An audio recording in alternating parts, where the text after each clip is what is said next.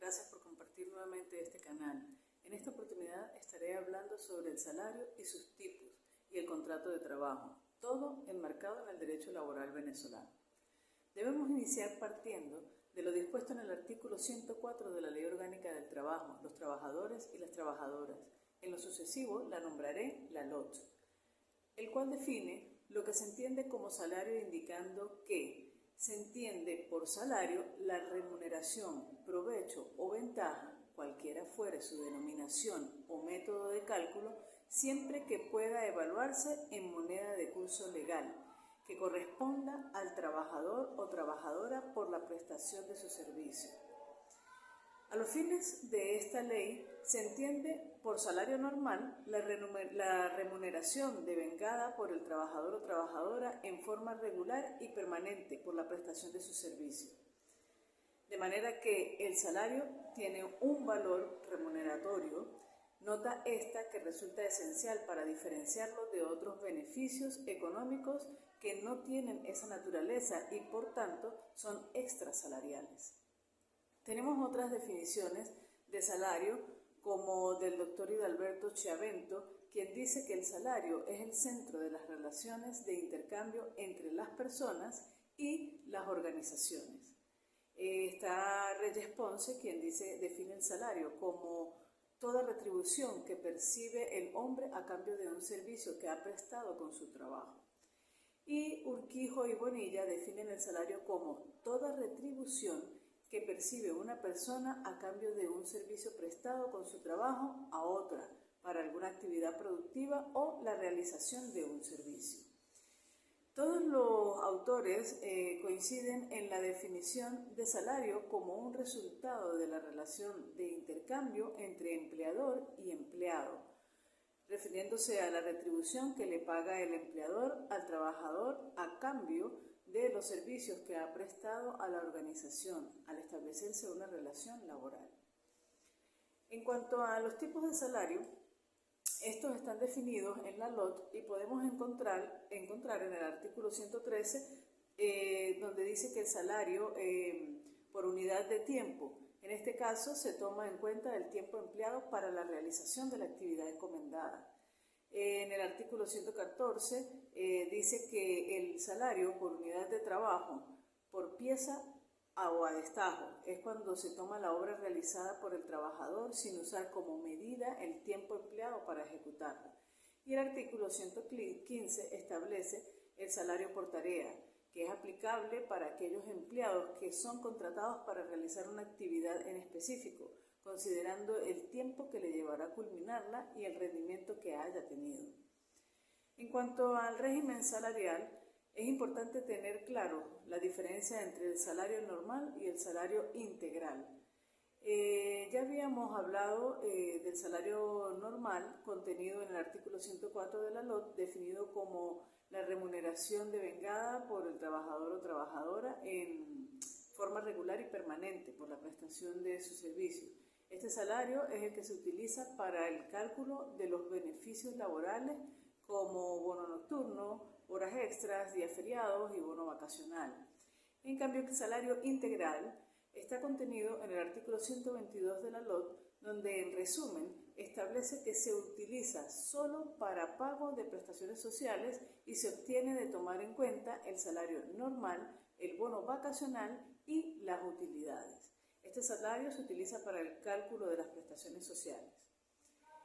Para culminar el tema del salario, es importante destacar que hay beneficios sociales que no son considerados como salario.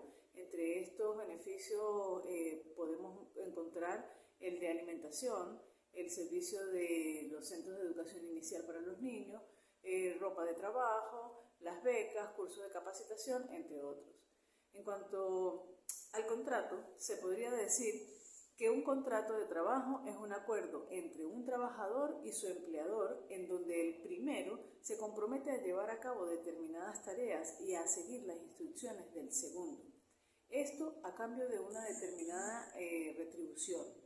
El artículo 55 de la LOT dice que el contrato de trabajo es aquel mediante el cual se establecen las condiciones en en las que una persona presta sus servicios en el proceso social de trabajo bajo dependencia, a cambio de un salario justo, equitativo y conforme a las disposiciones de la Constitución de la República Bolivariana de Venezuela y esta ley.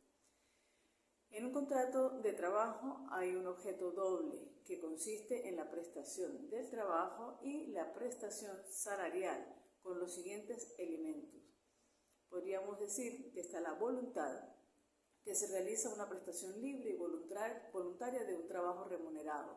Está el carácter personal, que el trabajo lo debe realizar el trabajador de forma personal, por lo que no puede designarse un sustituto libremente para hacerlo. Pueden realizarse sustituciones en determinados supuestos de manera ocasional y consentida con el empleador.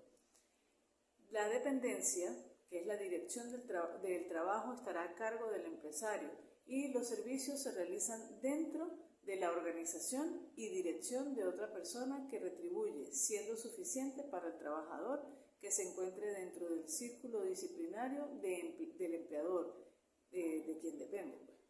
Y está la ajenidad, que es la cualidad y requisito esencial, caracterizador de un contrato de trabajo junto con el carácter personal y voluntario del mismo.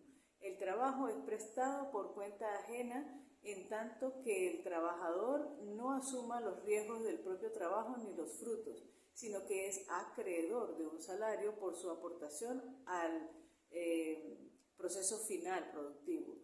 En cuanto a las modalidades de contrato de trabajo, la Ley Orgánica del Trabajo, Trabajadoras y Trabajadores, establece en el artículo 61 contrato a tiempo indeterminado, donde el contrato de trabajo no aparece expresada la voluntad de las partes de vincularse solo con ocasión de una obra determinada o por tiempo determinado.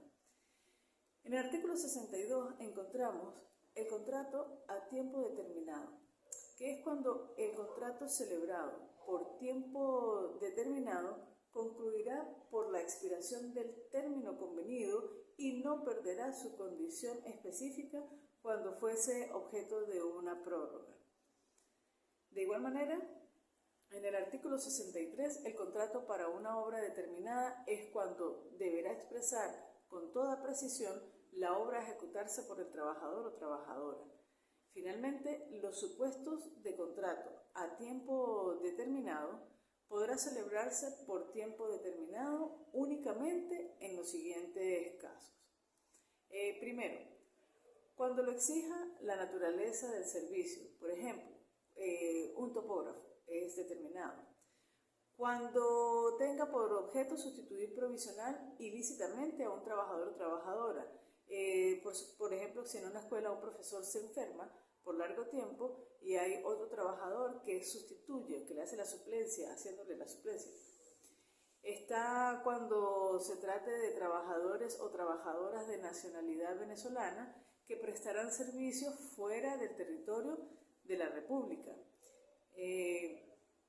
Esto de conformidad con lo establecido en esta ley. En este caso, otra persona realizará sus funciones por el periodo que esta persona esté fuera del país. Y está cuando no haya terminado la labor para la que fue contratado el trabajador o trabajadora y siga requiriendo de los servicios, bien sea por el mismo trabajador o trabajadora u otra persona. Se tendría que prorrogar el contrato, puede ser con la misma persona o con otra. Los contratos determinados no pueden tener más de 2 prórrogas, porque entonces pasarían a ser un contrato indeterminado.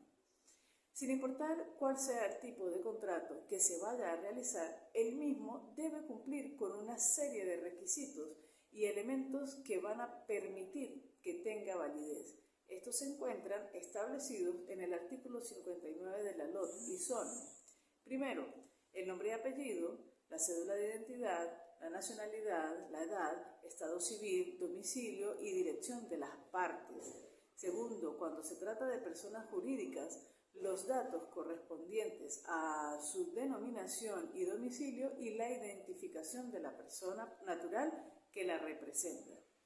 Está también la denominación, debe ir dentro del contrato, la denominación del puesto de trabajo o cargo, con una descripción de los servicios a prestar, que se determinará con la mayor precisión posible.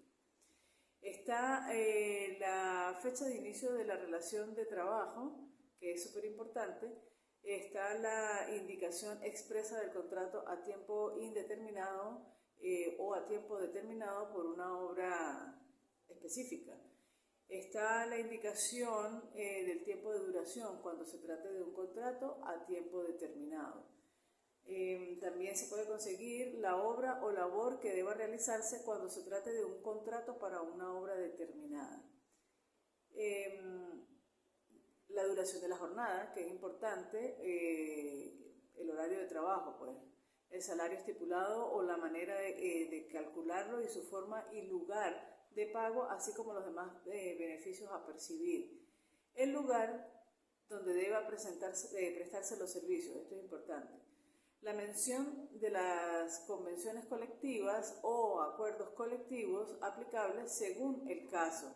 Eso debe estar reflejado también. El lugar de celebración del contrato de trabajo. Y cualesquiera otras estipulaciones lícitas que acuerden las partes. Todo esto, las demás, todas las que estén establecidas en los reglamentos o en esta ley, ¿no? Es importante. Para concluir, cabe señalar que es de suma importancia que el contrato se deba firmar y sellar en todas sus páginas, tanto por el empleador como por el empleado, y se debe entregar una copia al trabajador. Es importante esto. Esto es todo, señores, y hasta en una nueva oportunidad. Muchas gracias.